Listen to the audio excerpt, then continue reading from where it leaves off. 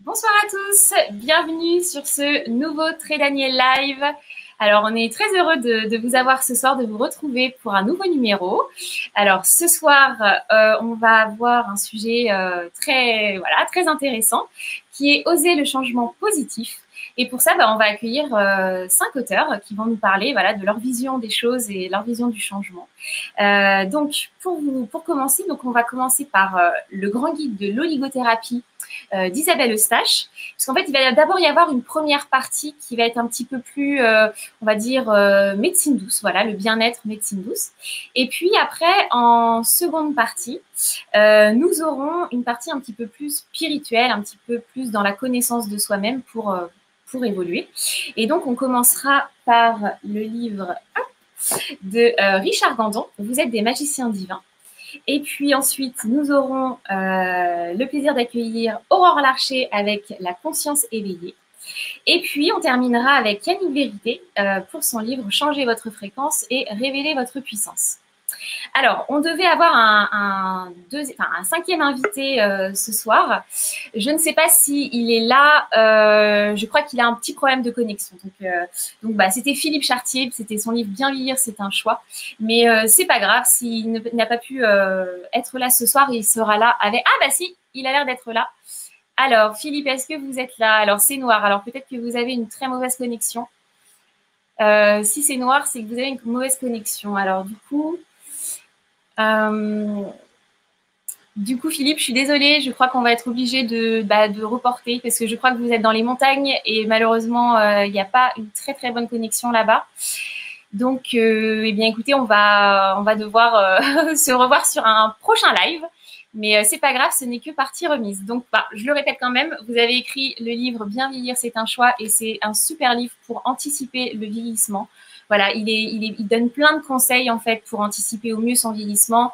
Voilà, alimentation, sommeil, activité physique. Et puis, il donne même aussi des conseils pour préparer sa retraite, pour anticiper à fond en fait, que ce soit pour sa retraite, pour aider à passer ce cap-là. Donc, n'hésitez pas en tout cas de vous renseigner sur ce livre. Bien vieillir, c'est un choix. Il est vraiment super pour anticiper le vieillissement. Alors, on va passer à notre premier auteur. Alors, d'abord, je vais quand même rappeler une petite chose. Internautes, vous êtes là pour participer aussi, donc n'hésitez pas à commenter, à poser des questions. Voilà, on est là pour y répondre. Donc, n'hésitez pas à participer. Alors, donc on va accueillir notre première invitée qui est Isabelle Eustache. Alors, Isabelle, elle est docteure en neurosciences. Elle est aussi journaliste santé et spécialisée dans la médecine douce depuis plus de 20 ans. Et elle va nous parler de ce livre qu'elle a coécrit avec le docteur Amin Nachit, qui est le grand guide de l'oligothérapie. Alors, Isabelle, est-ce que vous êtes avec nous? Bonsoir Isabelle, merci beaucoup d'être là. Bonsoir, merci à vous, merci à vous. Alors, du coup, Isabelle, je le disais, donc en fait, c'est quand même un livre qui est très dense, il est quand même très épais, il est très, très fourni. Voilà, vous avez fait un travail de recherche énorme avec le docteur Amin Nachit. C'est un peu la bible de l'oligothérapie. Et du coup, pour mettre tout le monde d'accord un petit peu au départ, est-ce que vous pouvez nous dire en quelques mots qu'est-ce que c'est que l'oligothérapie pour que les choses soient posées? Tout à fait, tout à fait. C'est une médecine douce, naturelle, qui utilise les oligo-éléments. Elle est complémentaire de la médecine traditionnelle. Alors attention, elle ne la remplace pas, mais l'accompagne. Mais c'est aussi une médecine ancestrale. En effet, les oligo-éléments sont utilisés depuis des milliers d'années au gré des intuitions et des effets constatés. Les Égyptiens, par exemple, utilisaient le zinc pour accélérer la cicatrisation des plaies. Les Romains appliquaient du soufre pour désinfecter leur habitat et traiter les affections cutanées. Dans l'Antiquité aussi, les coupes en argent servaient à purifier l'eau de boisson. Et aujourd'hui, de tels bénéfices entièrement naturels sont toujours bien réels, mais ils sont peu connus du grand public. D'accord. Ouais, c'est vrai que finalement, tous nos anciens avaient toutes ces techniques-là, toute cette connaissance des plantes. Et c'est vrai que finalement, les médicaments sont quand même à la base pris des plantes. Et on a tendance à se tourner vite vers des comprimés, vers des choses chimiques. Alors que des fois, pour, par exemple, un simple mal de tête, on peut le régler autrement. On n'est pas obligé de prendre à chaque fois un Doliprane. Voilà, ça invite, en tout cas, ce livre-là invite à plus de médecine douce, quoi, pour notre corps. Tout à fait, on a plein d'éléments, en tout cas naturels, peuvent, qui devraient toujours être testés en amont. Tout à fait. Et alors justement, comment ils agissent les oligo-éléments? Parce que du coup, il y a plein de thèmes sur lesquels ils peuvent agir. Il y a l'alimentation, la beauté, le sport. Alors comment ils agissent? Tout à fait. Alors, il faut bien comprendre que les oligo-éléments sont présents partout, dans la nature, dans notre organisme. Ce sont des métaux et des minéraux comme le magnésium, le calcium, mais aussi le zinc, le cuivre, le sélénium, l'or, l'argent, le chrome. Ils ont aussi cette particularité d'être présents en quantité infime dans l'organisme, alors qu'ils sont pourtant indispensables à son fonctionnement. À chaque seconde qui passe, se déroulent dans chacune de nos cellules des milliers de réactions biochimiques qui nécessitent l'intervention d'un ou plusieurs oligoéléments. Ils agissent notamment comme des cofacteurs enzymatiques, c'est-à-dire qu'ils accélèrent la vitesse des réactions biochimiques. Au final, c'est bien simple, sans eux, elles seraient beaucoup trop lentes pour permettre la vie. Or, on constate qu'aujourd'hui, les carences sont de plus en plus fréquentes et elles entraînent toutes sortes de dysfonctionnements. Oui, c'est ça, parce que finalement, aujourd'hui, même si on a une alimentation quand même, on fait attention, on mange des légumes, on mange des fruits, on fait attention à ce qu'on mange, on peut quand même être beaucoup carencé finalement, suivant notre âge, suivant notre période de vie. C'est vrai que ce qu'il y a bien dans le livre, c'est qu'il y a des domaines, en fait. Voilà, il y a les oligo-éléments qui sont expliqués, par exemple, pour les femmes, pour les hommes. C'est vrai que les femmes, elles ont des étapes dans leur vie, la ménopause, la grossesse, tout ça. Il y a des éléments qui sont voilà, différents aux différents âges. Et puis, il y a aussi plein de facteurs qui peuvent rentrer en compte dans les oligo-éléments, comme les rhumatismes, par exemple, les régimes, le stress, tout ça. Ça peut nous aider, quoi. Donc, ils peuvent nous aider à nous sentir mieux, en fait. Tout à fait, vraiment dans tous les domaines. Oui, oui, oui. D'accord. Et alors, par exemple, donc je lisais dans le bouquin, bon là, on est en période estivale, donc je pense que oui, tout le monde est un petit peu intéressé pour avoir son petit summer body et tout. Et du coup, est-ce que les oligo-éléments, ils peuvent nous aider à maintenir un poids ou peut-être même à nous faire maigrir? Alors tout à fait. On peut tout de suite parler du chrome qui est classiquement conseillé dans le cadre d'un régime amaigrissant. Alors en fait, il faut bien comprendre que ce n'est pas lui qui va directement vous faire perdre du poids, mais comme cofacteur de l'insuline, il va renforcer l'action de cette hormone et lisser les variations de glycémie qui sont bien connues pour stimuler l'appétit. Autrement dit, le chrome, c'est un oligoélément qui va agir en vous aidant à reprendre le contrôle de votre appétit et donc de votre poids. D'accord. Mais on peut peut-être préciser, je peux peut-être... en fait, c'est vraiment ce qu'on explique tout au long de ce livre, c'est la façon dont agissent ces oligo-éléments pour accéder à un mieux-être. En fait, ils interviennent vraiment à plusieurs niveaux. Disons, on a tous des prédispositions ou des sensibilités. En oligothérapie, on parle de terrain. Par exemple, sans être vraiment allergique, on peut avoir des tendances à réagir à certains facteurs. De la même façon, on peut avoir tendance à avoir des douleurs articulaires sans vraiment souffrir d'une arthrose.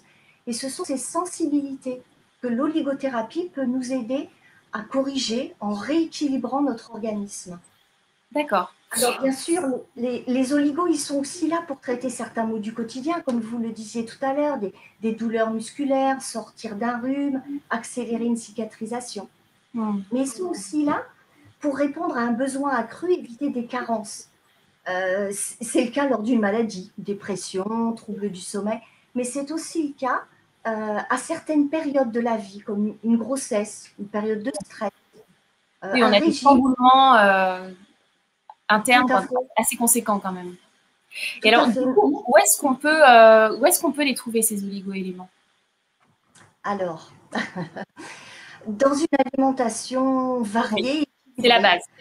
Voilà, car elle permet normalement de combler tous nos besoins, même si avec l'industrialisation, c'est de moins en moins le cas. Mais ceci dit, pour passer un cap ou répondre à une carence, il est possible de recourir aux oligo-éléments sous forme de compléments alimentaires. D'accord.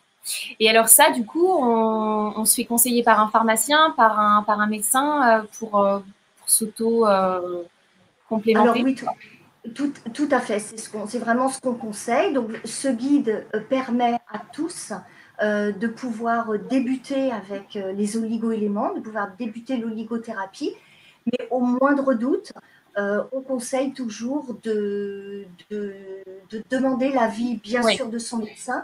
Et le pharmacien aussi, il est là d'accord. pour conseiller. Il faut Il quand connaît. même faire attention. On ne fait pas non plus des potions magiques tout seul, comme ça, en se faisant des petits plans de cachets. Il faut faire attention quand même. Voilà. Sinon, il y a aussi les oligothérapeutes qui peuvent effectivement apporter une aide encore plus concrète, parce qu'ils sont vraiment experts dans ce domaine. D'accord. Voilà. Et alors, ce qu'il y a de super en fait dans cette bible de l'oligothérapie, eh bien, vous avez créé un oligoscope en fait au tout début du livre, où en fait c'est des petites questions comme ça où faut répondre, enfin entourer des petits trucs. Et en fait, au final, le nombre de petits ronds bleus par exemple va vous donner votre profil. Et en fait, donc on parle de profil. Il y a le profil allergique, le profil stressé, le profil gourmand, le profil fatigué, dépressif. Et donc en fait, on se retrouve du coup facilement dans la description. Et donc là, on a accès justement aux oligo-éléments qui pourraient nous manquer par rapport à notre profil. Donc c'est bien ça. Hein. Voilà. Oui, oui, vraiment à travers cet oligoscope qui est en introduction du livre, en fait, avait vraiment pour objectif d'aider le lecteur à identifier immédiatement les oligo-éléments dont il pourra avoir besoin en priorité, entre guillemets. Donc, c'était vraiment pour répondre à cette question qui est à la fois simple et compliquée, en fait. Et en fait, c'est un clin d'œil à l'horoscope, vous l'aviez bien compris, que nous avons inventé de toutes pièces. Oui, Et donc, c'est bien c'est trouvé. simple. Vous répondez à un questionnaire, on vous précise votre profil ou terrain et on vous indique votre oligo-élément incontournable, celui qui vous correspond le mieux à vous personnellement. Alors, bien sûr, on peut avoir plusieurs sensibilités, mais c'est une approche qui vous permet d'aller ensuite directement piocher dans les 400 pages du livre les infos qui vous concernent, vous, en priorité. Voilà, c'est D'accord. vraiment. Et je voulais juste aussi qu'on rappelle que, vous l'avez dit au début, que l'oligothérapie, ça demande aussi un petit peu de patience. Parce que c'est pas parce qu'on prend 2 comprimés de chrome qu'on va tout de suite avoir un appétit réduit en 2 jours. Quoi. Il faut aussi donner un petit peu de temps pour faire des cures. C'est des cures de plusieurs semaines, de plusieurs mois. Tout à fait, tout à fait. En fait, il faut bien comprendre qu'en oligothérapie, on n'est jamais dans l'urgence. À la différence des traitements médicamenteux qui vont aller stopper immédiatement un Oui, symptôme, l'oligothérapie, elle va s'attaquer à l'origine de ce symptôme. d'accord. Elle a du coup davantage comme un traitement de fond visant à modifier en profondeur un terrain et donc durablement. Ce qui est aussi l'avantage de couper court aux récidives. Ouais. Et tel changement nécessite forcément du temps, d'où l'importance d'utiliser les oligo-éléments sous forme de cure longue de quelques semaines à plusieurs mois. D'accord. Et alors, du coup, vous diriez que ce livre-là, il s'adresse à qui, du coup? Alors à tous sans exception, aux personnes qui souhaitent atténuer certains maux du quotidien, bien sûr, mais aussi aux personnes en bonne santé qui souhaitent le Oui, rester et améliorer leur qualité de vie. De la même façon, ce livre s'adresse aux novices qui découvrent l'oligothérapie ou aux plus aguerris. Comme vous l'aviez souligné, euh, nous avons mené un travail de recherche très oui. conséquent. Ainsi, tout ce qui est indiqué dans le livre, en fait, repose sur des études scientifiques que nous avons soigneusement sélectionnées pour leur niveau de preuve élevé. Donc, ce qui nous permet ici de proposer un ouvrage qui est à la fois très ludique et très sérieux. Voilà. D'accord. Eh ben, merci beaucoup Isabelle. Donc vous l'avez compris, si vous voulez tout savoir sur l'oligothérapie, voilà, vous essayez de vous soigner vos petits maux du quotidien par des techniques douces, de la médecine douce, eh bien je crois que c'est la super bible, le grand guide de l'oligothérapie. N'hésitez pas, il est disponible partout, sur tous les points de vente habituels. Je sais d'ailleurs qu'il a été en rupture de stock sur Amazon. Il a eu vraiment un grand succès et donc du coup il est de retour en stock. Écoutez, Isabelle, merci beaucoup de votre participation. Je sais que vous ne pouvez pas rester avec nous parce que vous êtes attendue après, mais en tout cas, merci beaucoup Merci. d'avoir été avec nous, de nous avoir partagé votre savoir. Et puis, écoutez, on vous dit à très bientôt. C'est Bonne moi qui soirée. vous remercie. Merci, enfin. Merci beaucoup, Isabelle. Merci Camille. Alors, du coup, nous allons passer à notre deuxième partie de soirée où on va parler donc oser le changement positif, mais avec quelque chose de plus spirituel, on va dire, un axe beaucoup plus spirituel, beaucoup plus dans la connaissance de soi.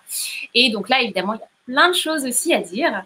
Et donc, on va accueillir notre premier auteur qui est donc Richard Gandon. Alors, Richard Gandon, il se définit comme un chercheur de vérité. Voilà, et il a créé avec sa femme un centre conscience quantique pour développer justement la conscience quantique. Et donc, du coup, il va nous en parler un petit peu. Donc, Richard, est-ce que vous êtes avec nous?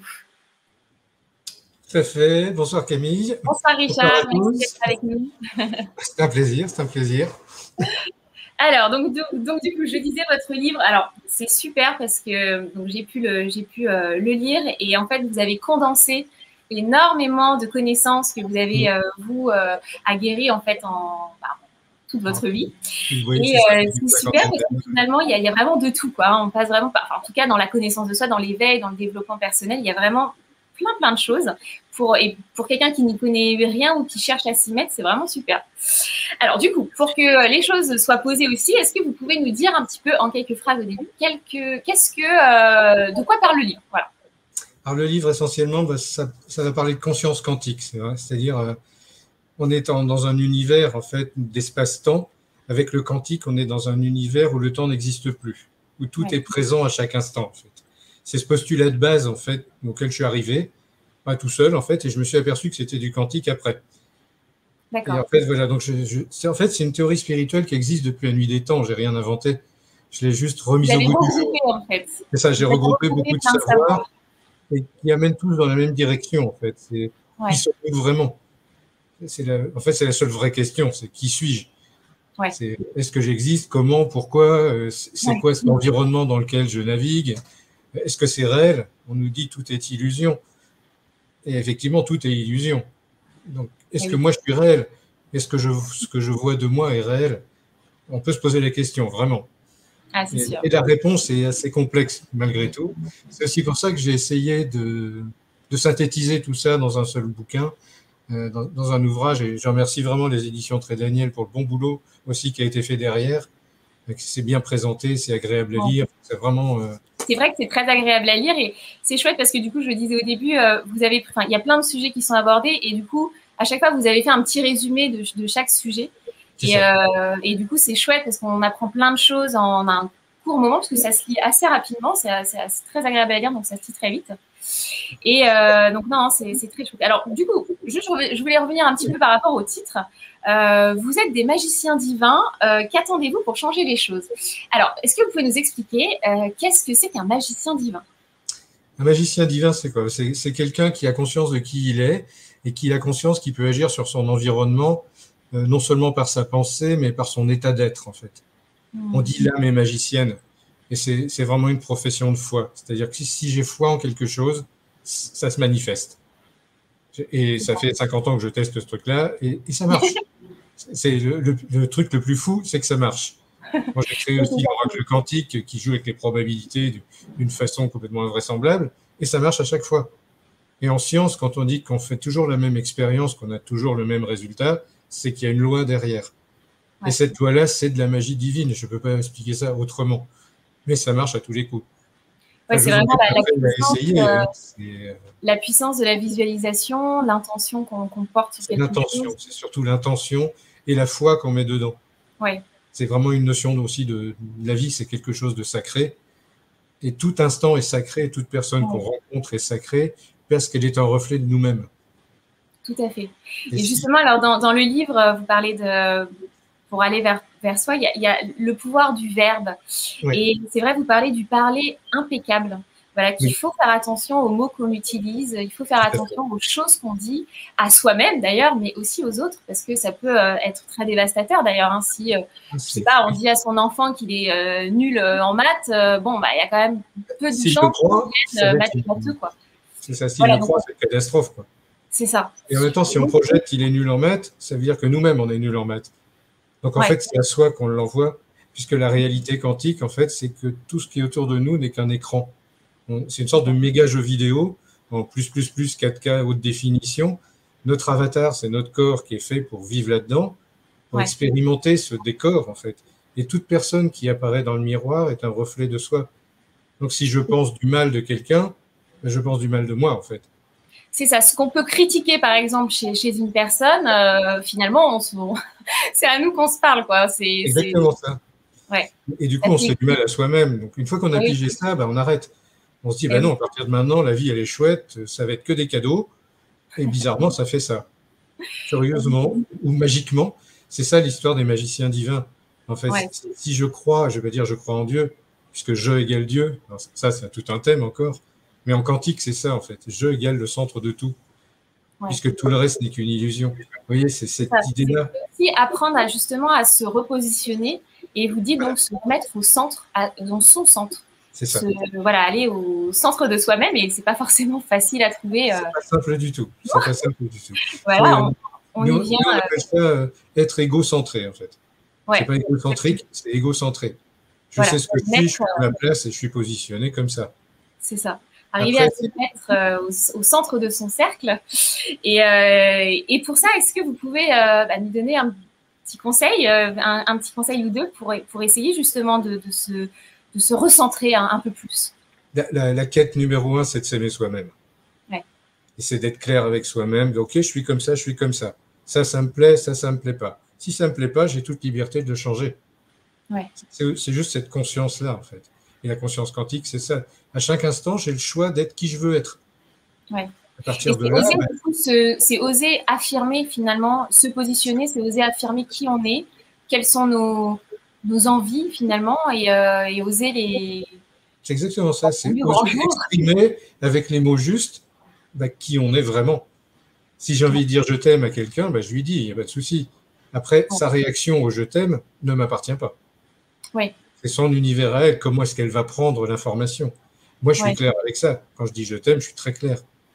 Et j'aime les gens, vraiment fondamentalement, puisque je suis comme ça, c'est tout. Je ne cherche pas plus loin. Et ce que je peux faire dans le bouquin ou avec l'oracle, etc., ça va dans le même sens. C'est une sorte de cri d'amour que j'envoie mais dans le miroir, en fait. Oui, c'est ça. Et du coup, j'apprends à m'aimer à travers tout ça. C'est aussi beaucoup de bienveillance, mine de rien. Vous en parlez aussi dans le livre. L'attitude bienveillante, c'est vrai qu'être bienveillant envers soi-même, être bienveillant envers les autres, ça nous apporte aussi, ça nous développe, ça nous procure du bien-être. On se sent mieux déjà. Et voilà, pour aller dans plus de positivisme, clairement, soyons bienveillants les uns avec les autres. C'est clair. Et c'est ça, la magie divine, c'est vraiment ça, c'est cette bienveillance. Il y en a d'autres qui en ont parlé avant, le Christ, Bouddha et d'autres, etc. Après, à la fin du bouquin, il y a la théorie sur les avatars que personnellement j'aime bien, puisque pour moi, l'avenir de l'humanité, c'est ça. On va vers ça. Il y a encore du chemin, mais j'aime bien cheminer sur cette route-là, parce que je trouve que ça vous donne des perspectives très chouettes pour l'avenir. Si on arrive à s'aimer les uns les autres, c'est pas rien. Ça veut dire qu'on s'aime soi-même profondément, et le secret, il est là. Mais c'est vrai qu'on pourrait essayer de se dire aux internautes qui nous écoutent, par exemple, de se faire un petit objectif par jour, un petit truc simple, de dire, ayez pour mission dans votre journée d'avoir de la bienveillance pour quelqu'un, que ce soit un sourire, un compliment, un conseil. C'est tout bête, mais des fois, c'est bête, mais ça peut changer la journée d'une personne, en fait, tout bêtement. Et vous transmettez votre énergie et il y a des gens à qui je fais faire l'exercice, c'est d'écrire sur leur miroir le matin, je décide de. En dessous, ils mettent ce qu'ils veulent. On peut décider, je décide aujourd'hui d'être heureux, par exemple. Je décide de sourire, je décide d'être bien. Et ça marche. Parce qu'en fait, quand on se débarbouille le matin, quand on se rase, quand on se maquille, je décide que je suis belle. Par exemple, une femme qui se maquille à ce moment-là, elle voit ça dans le miroir et elle se voit belle, du coup. Du coup, sa journée est complètement changée. C'est vrai. C'est vrai. C'est de la petite magie de tous les jours. Exactement. Au bout de 2 mois où je décide que je suis bien et que je suis lumineux, ça devient réel. Exactement. Parce que je finis par le croire. Il faut mettre de la magie dans notre quotidien tous les jours. C'est ça. Mettez de la magie dans votre vie, mais vraiment, j'ai que ça à dire. Profitez de la magie que vous avez en vous, c'est génial. C'est que du bonheur. Alors vous, Richard, je crois que... Alors, est-ce que vous pouvez nous parler un petit peu de votre éveil? Parce que je crois que vous avez été, vous êtes dirigé vers toutes ces connaissances-là assez jeune. Oui, Et oui. alors, du coup, est-ce que vous pouvez nous parler de ça un petit peu? Ah, c'est ma destinée, en fait, je dirais. C'est mon éveil, ça a été ouais, le premier, je dirais. C'était sur les coups de 18 ans, mais parce que j'ai perdu mon père très jeune. Et du coup, je me suis posé beaucoup de questions très tôt, en fait. J'avais un père qui m'avait éduqué dans la mythologie égyptienne. Je connaissais l'Atlantide très tôt. Enfin, tous ces mythes fondateurs, en fait, je les connaissais très jeune. Mais ça, c'est un destin. Du coup, ça vous a permis de réfléchir. Ça m'a conduit de fil en aiguille, avec plusieurs étapes, bien évidemment, à prendre conscience que le monde n'était pas tel qu'on me l'avait appris. Ouais. Et le plus gros de l'éveil, c'était vraiment vers 18-20 ans où j'allais vraiment très très mal. Et je me suis dit, non, là, c'est pas possible. Il y a un truc qui va pas. Enfin, ma perception du monde est fausse. Et à partir de là, je me suis dit, c'est quoi la vraie perception, c'est quoi? Et tout a commencé. La quête du Graal, je dirais, a commencé à ce moment-là. Bon, ça m'a pris 30 ans, quand même, de quête, d'études sur les runes nordiques, d'études sur plein de choses. Et surtout d'études sur ma propre vie, en fait, sur mon expérience de vie. C'est plus ça qui m'a appris, en fait, que les bouquins ou autre chose, quoi. Et c'est ce que j'essaie de transmettre, c'est le goût de cette expérience de la vie. C'est goûter la vie. Oui, c'est ça. C'est joli, goûter la vie. Goûter la vie, oui. Vraiment, j'engage tout le monde à faire ça. Prenez le temps de goûter la vie. Ça a une saveur incroyable. C'est vrai, c'est vrai. Alors, du coup, vous conseillerez ce livre pour qui? Voilà. À qui s'adresse-t-il? Pour tous les chercheurs de vérité qui ont l'esprit assez large, je dirais. Il faut quand même avoir un mental qui accepte des concepts novateurs et très différents de ce qu'on connaît. Le quantique, ça ouvre sur l'échelle des possibles, l'infinité des possibles. Bien sûr. C'est déjà, je suis au centre de mon monde et tout est possible pour moi. Déjà, si on arrive à assimiler cette idée-là, on peut lire le bouquin. Si on est réfractaire à ça, n'ouvrez pas. Écoutez, merci beaucoup Richard d'avoir été avec nous. Donc je le rappelle, vous êtes des magiciens divins. Qu'attendez-vous pour changer les choses? Bon voilà, vous l'avez compris. Si vous voulez évoluer, si vous voulez aller vers plus d'éveil, vers plus de compréhension quantique, eh bien c'est le livre. Voilà, vous pouvez le trouver partout, dans tous les points de vente habituels. Richard, vous restez avec nous? Oui, bien sûr, bien sûr. On se retrouve tout à l'heure. Alors, un grand merci Camille, en tout cas. Un grand merci, je disais. Merci à vous. Merci à vous, avec grand plaisir. Alors, on va accueillir notre prochaine invitée. Alors, notre prochaine invitée, elle est conférencière et elle est psychopraticienne en hypnothérapie. Et donc, elle va nous parler de la conscience éveillée, son dernier livre. Elle s'appelle Aurore Larcher. Est-ce que Aurore, vous êtes parmi nous? Oui, bonjour. Bonjour Camille. Je suis là. Bon, super. Alors, donc, je disais, donc, vous avez écrit ce livre et vous vous êtes basé sur les sagesses ancestrales. Oui. Donc, tous les mythes fondateurs, tous les symboles aussi, vous parlez vraiment beaucoup de symbolisme. Et en plus, vous faites aussi des parallèles, enfin, vous les analysez, tous ces symboles et ces mythes, et vous faites aussi des parallèles avec les récentes découvertes scientifiques. Donc, c'est un petit peu une mine d'or pour ceux en plus qui sont passionnés d'histoire et tout. C'est hyper intéressant pour travailler son éveil. Donc, est-ce que du coup, vous pouvez nous parler déjà du titre, La conscience éveillée. Est-ce que vous pouvez nous dire qu'est-ce que c'est cette conscience éveillée? Oui, alors pour moi, la conscience éveillée, c'est être ouvert à une conscience du tout. Alors, Richard l'exprimait très bien. D'ailleurs, j'ai eu un éveil fulgurant, moi, donc j'étais… Oui, vous nous en parlerez à la base. Et donc, je me suis ouverte très rapidement à tout ce qui existe. Alors, dans tout ce qui existe, il y a effectivement la physique quantique. Je suis quand même plutôt de type ingénieur, donc voilà. Mais il y a cette connexion à tout cet univers du vivant, c'est-à-dire l'herbe, les arbres, les oiseaux, à tout le vivant. Et à partir du moment où on est éveillé, en fait, on ressent finalement cette vie qui se passe à l'extérieur de nous et on a un regard totalement différent qui n'est plus égocentré, ce que disait Richard en fait, et qui est justement plutôt centré sur ce qui se passe autour de nous et en fait on ne se sent plus jamais seul. Et pour moi l'éveil, la conscience éveillée, c'est ça, c'est être conscient de tout ce qu'il y a autour de nous. Et avant, dans le métro boulot dodo, j'étais justement pas… j'étais inconsciente en fait. Ouais. inconsciente de C'est un mécanisme, quoi. Voilà, on est dans un mécanisme d'éducation, d'évolution sociale qui donne des règles, etc. Donc, on va dans une direction, mais qui n'est pas forcément la nôtre. Et la conscience éveillée, c'est s'ouvrir à soi, être conscient de qui on est. C'est ce qu'il disait d'ailleurs, hein, qui suis-je? C'est exactement ça, Richard. C'est qui on est, voilà, qui on est, qu'est-ce qu'on doit faire dans cette vie. Et si je suis comptable, par exemple, parce que la vie m'a amené vers la comptabilité, mais est-ce que vraiment c'est ça qui m'anime dans ce monde? Est-ce qu'au fond de moi, c'est ça qui m'anime? Et quand j'ai eu cet éveil de conscience, je crois que tout est arrivé d'un coup et je me suis dit, mais qu'est-ce que je fais en fait?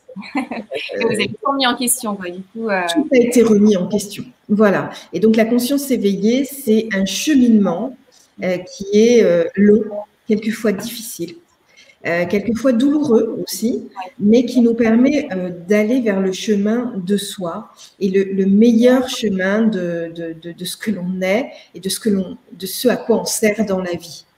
Ouais. Pour moi, c'est vrai que le chemin peut être long parfois, il peut être, comme vous le dites, douloureux parce que il faut aller dans son centre, il faut aller réveiller des douleurs, peut-être réveiller des traumatismes, et puis il faut se faire un petit peu violence pour confronter tout ça, et puis aussi vouloir évoluer, enfin vouloir se changer, de dire que on n'est pas parfait et qu'il y a un petit peu de boulot à faire. C'est aussi voilà, il faut aussi se l'avouer. Voilà, se l'avouer, c'est important.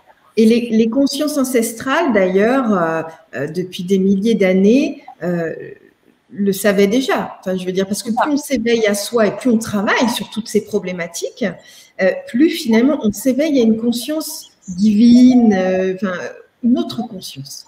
Exactement. Et moi, je m'en rends compte au quotidien, en fait, parce que ce que disait Richard, c'est très clair. C'est-à-dire, une fois qu'on est dans la foi et qu'on est dans la confiance en la vie, mais honnêtement, la vie nous le rend très bien. Exactement. On n'a plus peur. En fait. On n'a plus peur d'avancer, de faire des choix. Plus du tout. Et alors vous, donc du coup, je disais, vous êtes basé aussi beaucoup sur les sagesses ancestrales. Ouais. Et donc ces sagesses-là, elles sont là, c'est vrai, depuis des milliers d'années quand même. Et puis, en fait, ils avaient tout compris à l'époque, quoi. Ils nous ont, quand on lit les récits, les mythes ou même les symboles, ça fait toujours écho et ça parle à notre inconscient et on peut travailler sur nous grâce aux symboles. Et est-ce que vous pouvez du coup nous parler un petit peu de ça? Voilà, qu'est-ce qu'elles nous apprennent, ces sagesses ancestrales? Oui. Alors, moi, j'ai fait les recherches dans les sagesses ancestrales parce qu'à la base, je suis une grande rationnelle et j'ai travaillé plusieurs années dans le nucléaire en tant que responsable de la performance et j'ai eu un éveil fulgurant. Donc, il a fallu que je comprenne ce qui se passait. Donc, je suis allée chercher dans la science, mais aussi dans les sciences ancestrales.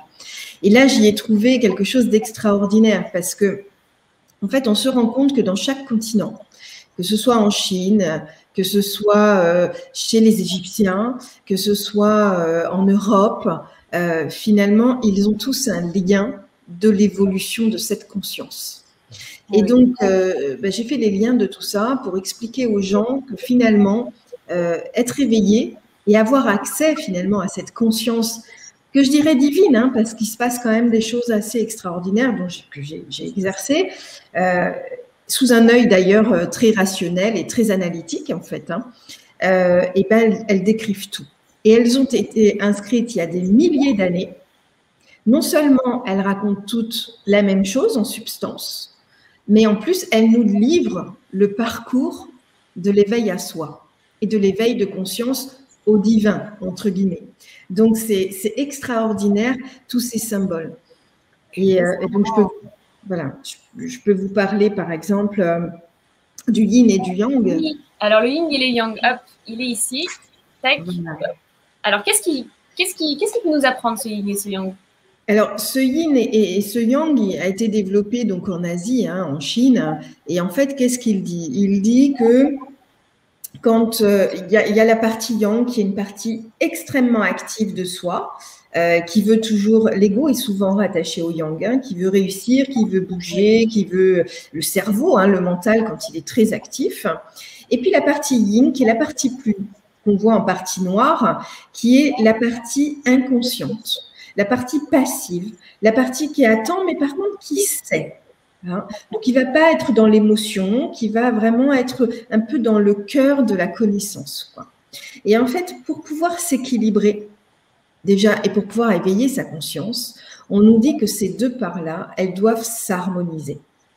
Ce qui est extrêmement difficile, parce que très clairement, quand on est dans le métro boulot dodo et que on est dans notre quotidien parisien ou autre, on n'a pas le temps de méditer, on n'a pas le temps de savoir qui on est, on ne se pose même pas la question. Oui. Donc en fait, le yang est extrêmement présent et prend la place. Donc il n'y a pas d'harmonie de soi. Et en fait, l'éveil de la conscience commence par l'harmonie de soi. Et c'est un peu, vous voyez, je peux mettre une analogie avec le Covid. Aujourd'hui, on a sur Terre mangé toutes les forêts, l'homme a pris la place sur tout, et donc on était tellement yang que, bon, avec nouvelles technologies, besoin de bois, besoin de matières premières, on a tout mangé. Et à un moment donné, pour tout, ça s'équilibre. Hein, la lune, le soleil, tout s'équilibre. Et donc, à un moment donné, la nature, elle remet les choses à l'équilibre. Donc, ce Covid pourrait très bien être, non, mais là, ça ne va pas. Vous faites trop de choses, on va vous parquer chez vous, entre guillemets, ou alors il va falloir... Voilà. Il va falloir que vous preniez conscience de qui vous êtes et du respect qu'il va falloir de la nature. Bon, c'est un peu ça. C'est-à-dire que dans chaque univers, que ce soit pour soi ou pour la Terre, la vie doit s'équilibrer pour pouvoir s'éveiller. Et donc, l'équilibre, il est là. Et la partie yin, qui est la partie inconsciente, c'est notre partie intérieure, notre partie conscience de soi. Et en fait, pour pouvoir s'éveiller, il va falloir être en introspection, il va falloir apprendre à se connaître, il va falloir méditer, il va falloir, je dirais, se connecter à soi, sentir qu'on a un corps et qu'à l'intérieur, il y a un petit être qui des fois est une petite fille ou un petit garçon, qui n'a peut-être pas été finalement... éduqué pour faire ce pourquoi il est là. Et donc, c'est ce petit garçon, cette petite fille qui va se réveiller pour équilibrer cet adulte qui est là et qui fait autre chose et dire maintenant, on va mettre les choses ensemble et on va essayer d'être plus en harmonie entre notre conscient et ce que l'on fait et notre inconscient. Ça, c'est le yin et le yang. Et ce qui est incroyable, c'est que ce yin et ce yang, en fait, on le voit partout. On le voit partout, on le voit en Europe à travers le caducé, puisque le caducé, c'est les deux serpents yin et yang qui s'éveillent. Voilà. Et ce caducé, il est très intéressant, ce caducé, parce que, vous savez, Hermès Trismégiste, qu'est-ce qu'il a fait? Il a vu deux serpents qui se battaient, le yin et le yang, et il a planté un bâton, ça c'est la mythologie grecque, il a planté un bâton, et en fait, les serpents se sont figés, et ils sont allés dans une évolution. C'est-à-dire qu'à un moment donné, les serpents sont revenus, le yin et le yang sont revenus à l'équilibre et ils ont pu évoluer et monter vers ces fameuses ailes qui représentent la guérison. Donc, vous voyez, et ça, c'est... qui est en lien aussi avec le mythe d'Isis et d'Osiris, je crois. Oui, tout à fait. Alors, le mythe d'Isis et d'Osiris, il est très intéressant parce que, en fait, il faut savoir que ce qui s'est passé, c'est que Osiris, c'est un roi en Égypte. Un roi très bon, etc., mais très actif. Il est marié avec sa sœur, qui s'appelle Isis, qui est en arrière-plan et qui est une magicienne, considérée comme une magicienne. Et là, on a bien la partie yang, Osiris, qui est l'actif, et la partie yin, Isis, qui est en retrait, en fait. Mais ça forme un couple. Et ça, il faut savoir que ces enseignements ont été expliqués au peuple, en fait. Et vous allez voir que c'est très intéressant parce que finalement, Seth, le frère d'Osiris, qui lui est très actif aussi, mais plutôt dans le négatif. Donc lui, il représente l'ego. L'ego, c'est celui qui cherche à nous tuer tout le temps, à faire en sorte qu'on aille dans quelque chose qui ne nous correspond pas. Seth va aller tuer Osiris. Et qu'est-ce qu'il va faire? Il va découper Osiris en petits morceaux. Il va le jeter dans le Nil. Et là, ce qui est très intéressant, c'est que on voit bien que l'ego tue la partie yang, Hein, si on va trop loin dans cette partie yang, on se fait tuer par l'ego. Et là, il y a Isis, la partie yin, la partie inconsciente, qui va aller récupérer les morceaux d'Osiris. C'est très curieux parce que, vous voyez, en chamanisme, le chaman, l'homme médecin, en fait, qu'est-ce qu'il fait? Pour guérir les gens, il va reconstituer les morceaux d'âme. Et voyez comme il y a des analogies, c'est-à-dire le chaman, lui, il va chercher les morceaux d'âme de la personne pour pouvoir les ramener en soi et guérir la personne. Et bien, c'est ce qui va se passer. Isis, la partie yin, va aller reconstituer Osiris, va mettre des bandelettes autour de lui et va le reconstituer entièrement. Donc, grâce à cette partie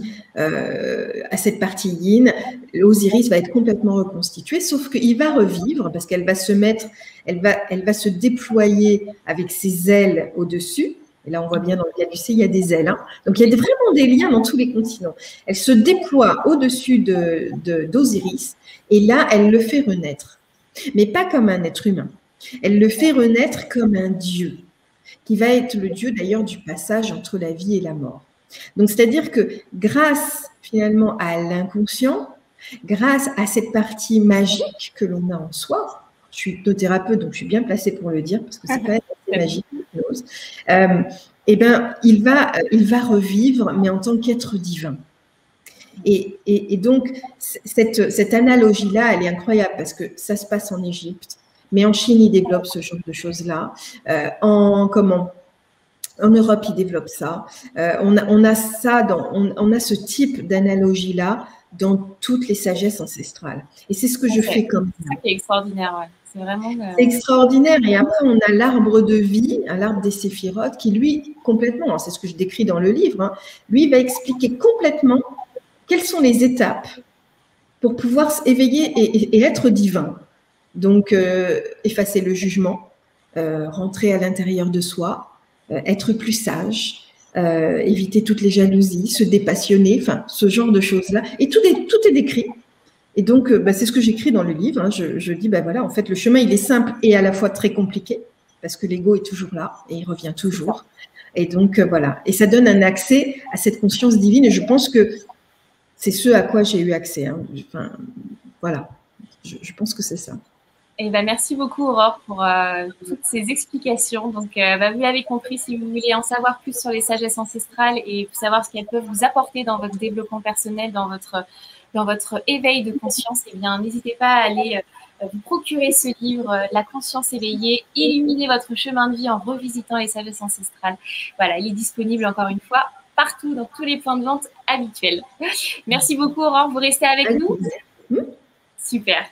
Alors, du coup, on a vraiment des super commentaires. Hein, je suis en train de lire un petit peu. Alors, il n'y a pas de questions, mais vous pouvez poser des questions. Hein, n'hésitez pas, on y répondra tout à l'heure. Mais en tout cas, voilà, les gens sont très, très sympathiques en commentaire, en tout cas. Alors, on va accueillir notre dernier invité.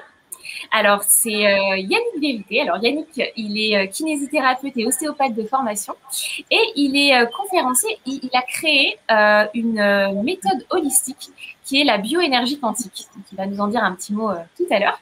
Et il a écrit donc ce livre, Changer de fréquence et révéler votre puissance, les 7 clés de la réussite et du bonheur. Alors, Yannick, est-ce que vous êtes avec nous? Oui, je suis avec vous, Camille. Bonsoir Yannick, merci beaucoup d'être là ce soir.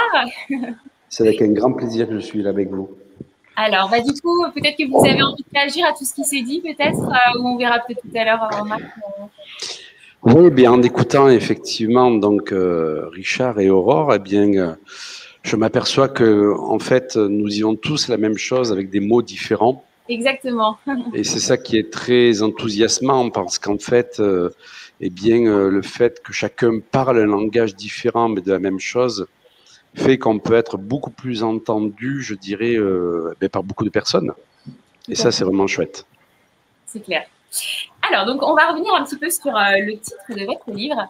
Donc, changer de fréquence et révéler votre puissance. Est-ce que vous pouvez nous parler un petit peu de qu'est-ce que c'est que la fréquence d'une personne? Alors, la fréquence d'une personne, pour résumer d'une manière compréhensible, c'est le taux vibratoire. Ce taux vibratoire, en fait, il dépend de quoi? Il dépend de la santé physique d'une personne. Il dépend aussi de la capacité que la personne a de faire vivre, mais aussi de maîtriser ses émotions. Il dépend aussi bien du choix de ses pensées, parce qu'on a toujours le choix de nos pensées, et de ce qu'on appelle l'ouverture spirituelle, c'est-à-dire de porter un regard d'amour, de compréhension sur la vie. Et donc, plus on va effectivement cultiver sa santé, ses émotions, ses pensées, son ouverture spirituelle, c'est-à-dire tous les plans de sa personne, eh bien, plus notre fréquence va effectivement augmenter. Et ce qui est intéressant, c'est que dans l'univers, il existe une loi qu'on appelle la loi de résonance, qui dit qu'en fait, eh bien, nous attirons par notre fréquence une réalité qui va correspondre à cette fréquence-là. Ça veut dire que j'ai la capacité, à chaque instant, je dirais en choisissant mon alimentation, en choisissant aussi les émotions que je veux ressentir, les pensées que je veux avoir, en prenant du temps pour moi, en ayant eh bien, effectivement de la compassion, de la gratitude, de toutes ces émotions dont tous les auteurs parlent, eh bien, je vais augmenter cette fréquence et automatiquement, par effet rebond, je vais automatiquement changer ma réalité. C'est pour ça que j'ai appelé ce livre, eh bien, changer sa fréquence pour révéler sa puissance. C'est exactement ça. C'est vrai qu'on a, je pense, tous fait au moins une fois l'expérience, par exemple, d'être dans une pièce avec plusieurs personnes et puis, bon, il y a une bonne entente et puis d'un coup, il y a quelqu'un qui arrive, qui n'est pas forcément, qui est, on va dire, contrarié et qui, du coup, arrive avec une énergie qui plombe un petit peu les autres personnes. Et du coup, c'est aussi ça la fréquence. C'est vraiment l'énergie qu'on transmet, volontairement ou pas d'ailleurs, mais ça peut nous, comment dire, voilà quoi. J'ai perdu ce que je voulais dire. C'est vrai que moi, je le vois au sein de mes formations, en fait. Oui. Il y a des personnes donc, qui viennent travailler sur elles, donc elles travaillent sur leurs émotions, leurs pensées, etc., etc. Et quand elles rentrent chez elles, très souvent, elles témoignent d'un décalage parce que eh bien, le conjoint ou la conjointe n'a pas fait ce travail-là. Et donc, du coup, ils sont plus à la même fréquence. Ils ont besoin d'un temps d'adaptation pour que la fréquence de la personne qui vient de la formation eh bien, descende un peu.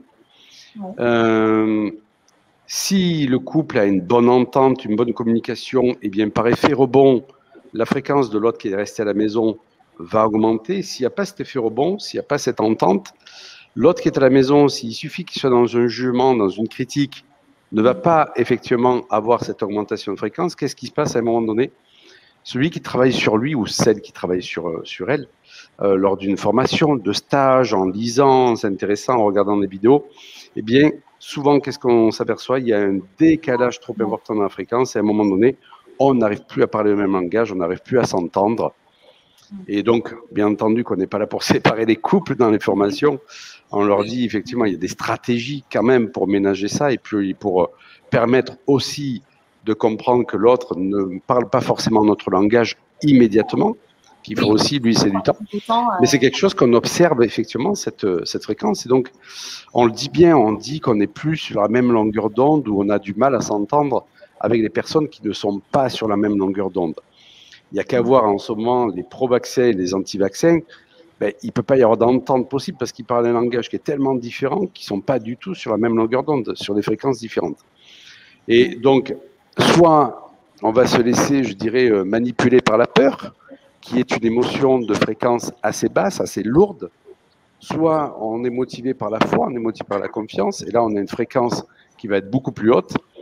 Et si on se laisse prendre par la peur, et si une personne va parler, je dirais, un langage de confiance, eh bien, on voit bien qu'il y a une différence, effectivement, et c'est difficile de s'entendre. Voilà, c'est ça, je dirais, grosso modo, la fréquence. En fait, on parle d'une fréquence. On ne devrait pas parler d'une fréquence, on devrait parler de multiples fréquences, parce qu'il y a la fréquence, je dirais,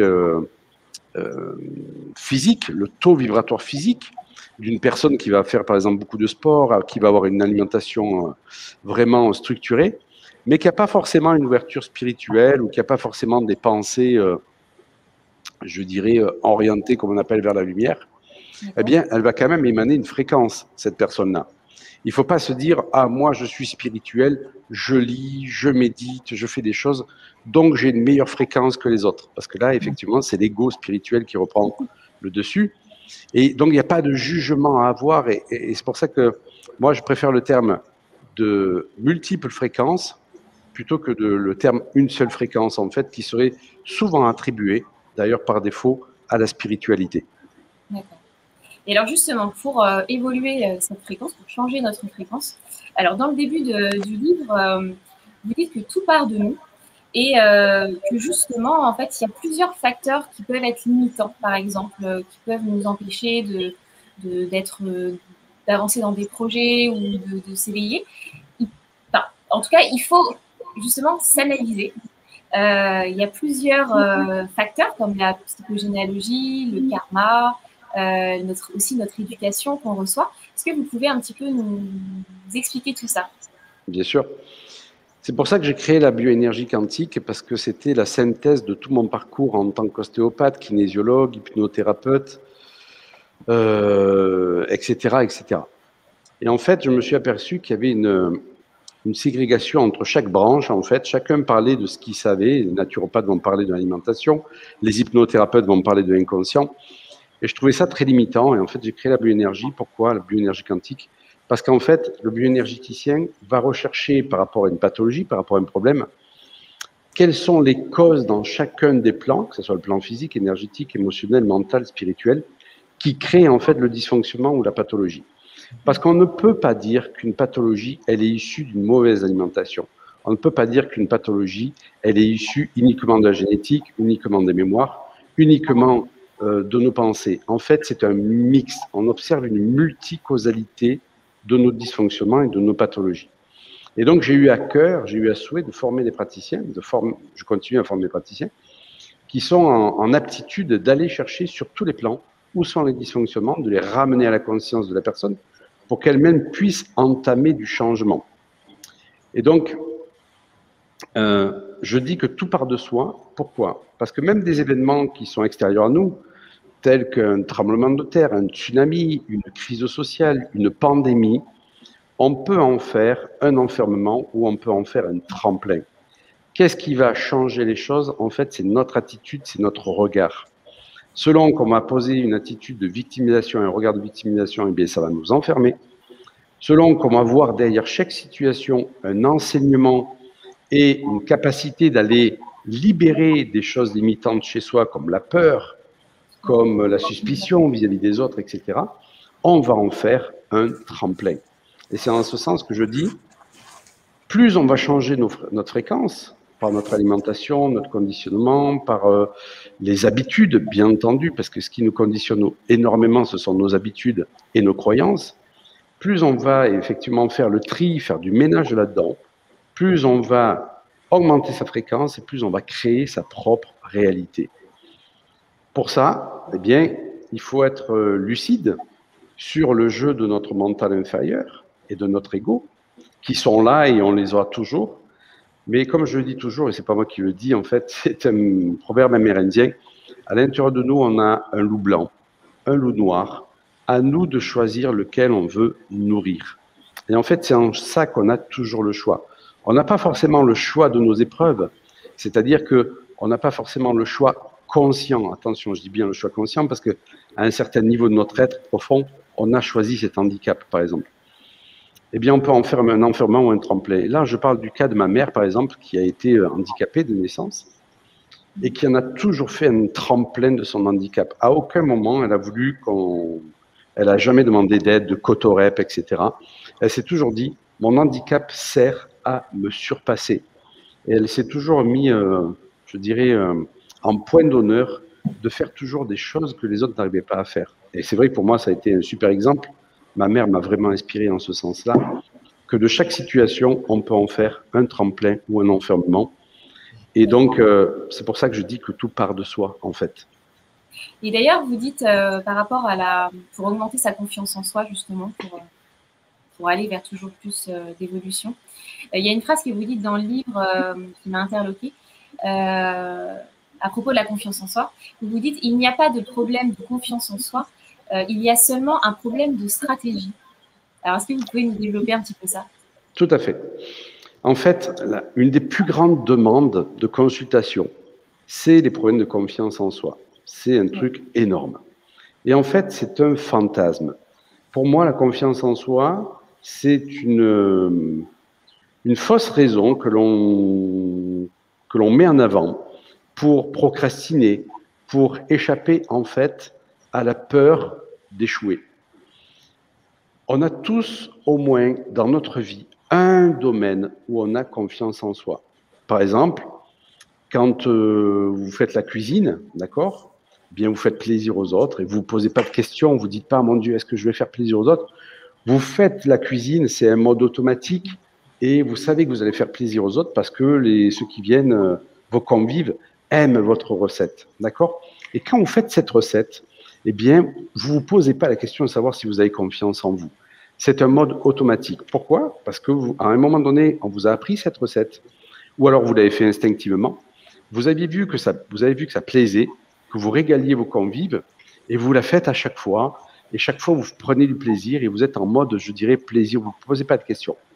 À partir du moment où vous savez faire ça pour quelque chose, eh bien, vous ne pouvez pas dire dans votre vie que vous n'avez pas confiance en vous, puisque vous avez confiance au moins sur un poste dans votre vie, sur une chose. Et quand on regarde bien, on a pas mal de choses sur lesquelles on a confiance en soi. Pourquoi? Parce qu'on le fait automatiquement. Par exemple, le fait de conduire. On ne se dit pas, mon Dieu, je n'ai pas confiance en moi, je ne peux pas conduire. Non, c'est automatique, à moins d'avoir peur d'aller sur l'autoroute ou d'avoir un accident qui nous paralyse. Et donc, quand on comprend qu'en fait, cette notion-là, c'est juste parce qu'on nous a pas donné la stratégie et surtout, on se met un stress énorme sur le délai d'apprentissage. Quand on pose ça en se disant, OK, si on me donne une recette précise, si je la répète, cette recette, et si je me donne le temps d'améliorer pas à pas la pratique de cette recette, eh bien, le problème de confiance en soi, il n'existe pas. Il vaudrait mieux dire, je ne sais pas si vraiment j'ai la bonne recette, ou je n'ai pas encore pratiqué cette recette-là pour monter mon entreprise, pour monter mon cabinet, pour écrire un livre, pour faire n'importe quoi, pour aller communiquer avec les autres. En fait, on s'aperçoit qu'il y a des codes. Il y a des codes de communication, il y a des codes pour créer l'abondance financière, il y a des codes pour réussir son couple. Tout ça, en fait, répond à des codes, à des lois, à des principes. Et en fait, on dit qu'on n'a pas confiance en soi, mais on ne nous a pas appris ces principes. À l'école, on ne nous a pas appris à communiquer. On ne nous a pas appris à créer l'abondance. On ne nous a pas appris à créer des belles relations de couple. On ne nous a pas appris tout ça. Et en fait, on avance dans la vie sans avoir les principes, sans avoir les codes, sans avoir les recettes. Et moi, je dis, à partir du moment où on donne une recette à quelqu'un et on lui dit, vas-y, tu la pratiques, tu la répètes et tu te donnes le temps de la répéter. Et on s'aperçoit que finalement, la personne pas à pas, eh bien, la confiance, elle a cette confiance. Et quand on explique ça à quelqu'un, ben, qu'est-ce qui se produit? La personne se dit, mais ouais, effectivement, ben, la confiance, je l'ai en moi. Et ça, je l'ai soumis réellement à une conférence.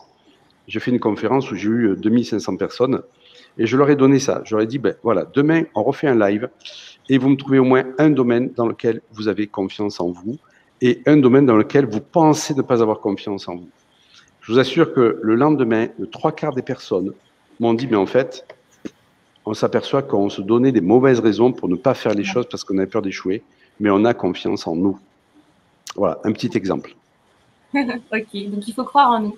Et on a Florence qui nous dit sur le chat que parfois ce n'est pas si simple et du coup assez culpabilisant si on n'y arrive pas. Mais il faut il faut pas se culpabiliser, au contraire, il faut mettre cette culpabilité de côté, quoi. Il faut, même si ça prend du temps, c'est un cheminement qui est long, qui peut prendre toute une vie parfois, d'apprendre à se connaître et de s'éveiller et d'aller vers plus de positivité et de confiance en soi, on va dire.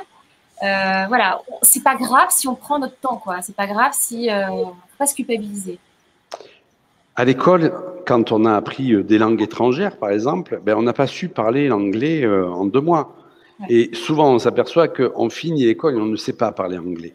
Il n'y a rien de tel qu'une immersion, par exemple, dans un pays anglophone sur une durée peu courte pour apprendre l'anglais, pour le maîtriser, en fait. D'accord ? Pourquoi ? Parce qu'on va le faire sans arrêt. On ne va pas avoir 1 heure de pratique comme ça 2 fois dans la semaine pour apprendre l'anglais. Vous êtes immergé pendant 2 mois dans un pays anglophone, toute la journée, vous parlez anglais. Donc, on s'aperçoit bien que c'est l'imprégnation et la pratique qui font que cette confiance, elle va émerger. Moi, je dis toujours, la culpabilité, débarrassez-vous-en. Par contre, optez pour la responsabilité.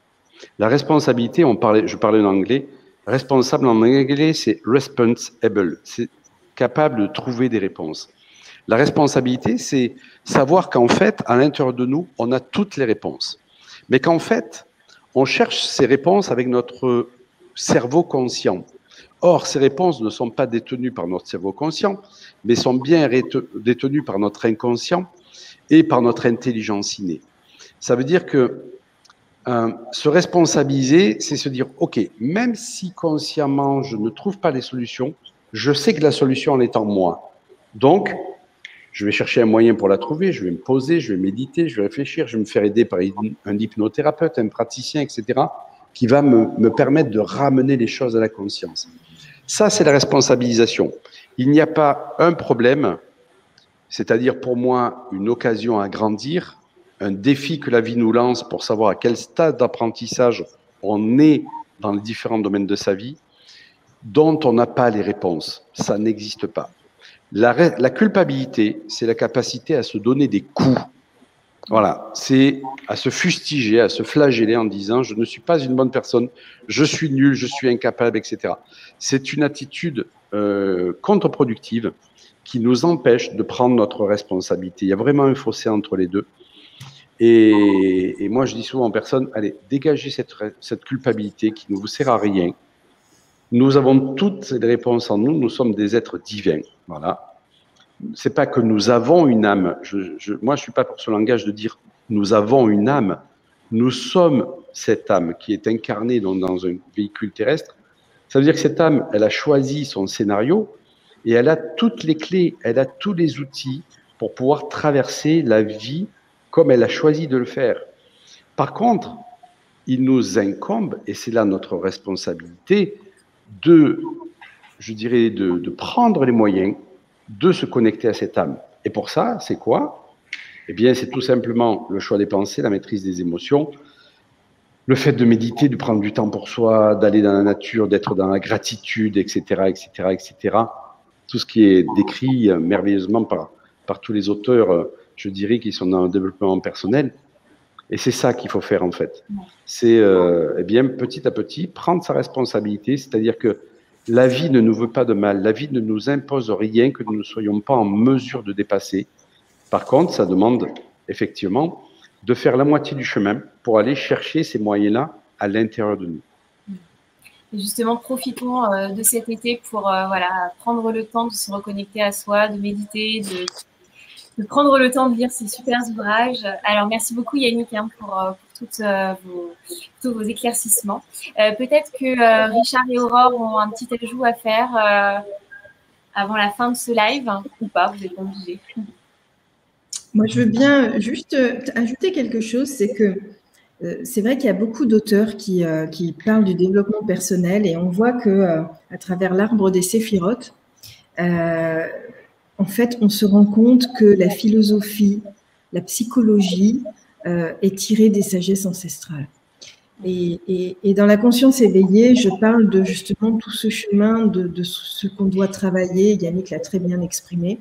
Et en fait, il y a déjà des milliers d'années, ils savaient par quoi on devait passer, alors aidé par des thérapeutes ou pas, mais se sortir du jugement, du commentaire verbal, avoir confiance en soi, être dépassionné des choses, tout ça, c'était inscrit il y a presque 2000 ans en fait. Donc en fait, aujourd'hui, les philosophes d'aujourd'hui, les auteurs en les thérapies actuelles et toutes les thérapies et la psychothérapie, je dirais la psychologie de manière générale, l'enseignement vient des anciennes civilisations qui savaient déjà tout. Ben, il est vrai qu'on n'invente rien, on n'invente absolument pas, on remet à la mode en fait. C'est ça, exactement. Voilà, on remet à la mode des enseignements anciens parce qu'effectivement, quand je suis un maître indien il y a 15 ans en arrière, eh bien ces enseignements, ils me les diffusaient à travers la sagesse indienne. Mais on remet à la mode, il y a besoin effectivement de remettre à la mode et surtout l'humain a besoin qu'on lui répète, qu'on lui répète les choses. Nous les premiers d'ailleurs. Et que les gens comprennent parce que souvent, les gens ne vont pas aller voir dans les sagesses. Et donc, il y a besoin de personnes qui vont pouvoir clarifier tout ça et aider chaque personne à s'éveiller à soi. En fait. Donc, je voudrais juste rajouter une petite chose sur l'ego. J'ai beaucoup entendu parler d'ego comme étant un truc négatif. Ego en latin, ça veut dire juste « je suis ». C'est la conscience de ce que je suis. C'est pas un ennemi, c'est notre meilleur ami. Et c'est comme le mental, c'est notre meilleur outil. Moi, je suis vraiment pour la paix à l'intérieur. Ne fustigeons pas l'ego. En fait, on fustige l'orgueil. C'est pas la même chose. Enfin, je voulais juste préciser ça parce que malheureusement, j'entends beaucoup ce discours de l'ego, c'est pas bien.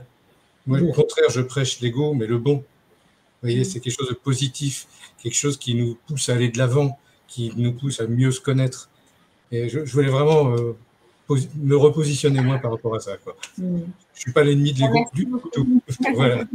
Ouais, complètement d'accord. Merci beaucoup à tous les trois, à tous les merci. quatre. Mais en tout cas, on a passé un super bon moment. On a eu des très bons commentaires. Je pense que vous prendrez le temps de les lire, mais en tout cas, ils ont été très, très sympathiques. Donc, je pense que ça a plu. En tout cas, vos messages sont passés. Donc, pour récapituler, tout à l'heure, nous avons vu Isabelle qui n'est plus avec nous, mais si vous voulez tout savoir sur l'oligothérapie, la médecine douce, eh bien, foncez acheter le grand guide de l'oligothérapie. C'est la Bible, hein, clairement. C'est une Bible, donc voilà, vous pouvez tout gérer vos petits mots du quotidien avec ça, c'est super. Ensuite, Richard, eh bien, si vous voulez trouver le magicien divin qui est en vous, eh bien, vous trouverez ce livre-là de Richard Gandon. Vous êtes tous des magiciens divins et qu'attendez-vous pour changer les choses? Voilà. Ensuite, eh bien, si vous adorez les sagesses ancestrales et si vous voulez savoir tout ce que ces anciens avaient à nous communiquer et je sais qu'il y a beaucoup de choses et qu'ils avaient compris beaucoup de choses avant tout le monde, et bien, ce sera la conscience éveillée. Illuminer votre chemin de vie en revisitant les sagesses ancestrales d'Aurore Larcher. Et puis, si vous voulez continuer dans ce développement, dans cet éveil, eh bien, changez votre fréquence pour libérer votre puissance et trouver les 7 clés de la réussite et du bonheur de Yannick Vérité. Voilà, donc tous ces ouvrages, ils sont disponibles dans tous les points de vente habituels, Amazon, la FNAC, le site des éditions Très Daniel, dans les librairies aussi, bien sûr. Voilà, donc merci à tout le monde d'avoir participé. Merci aux internautes de nous avoir regardés jusqu'au bout et puis d'avoir participé avec vos petits commentaires. Et puis, écoutez, on vous retrouve, moi je vous retrouve à la rentrée prochaine, en septembre, pour un nouvel épisode du Très Daniel Live avec des nouveaux invités et puis des nouveaux ouvrages à découvrir. Voilà, et sur ce, je vous souhaite de bonnes vacances. Je vous souhaite prenez ce temps, justement, prenez le temps de lire sur la plage, prenez le temps, voilà, méditer, évoluer, voilà, prenez ce temps-là, le moment, et pour bien choisir l'été, c'est peut-être le moment, voilà. Et bien d'ici là, prenez soin de vous, je vous dis à septembre, et merci encore à vous trois. Merci, au revoir. Merci Camille. Au revoir. Merci, au revoir. Au revoir.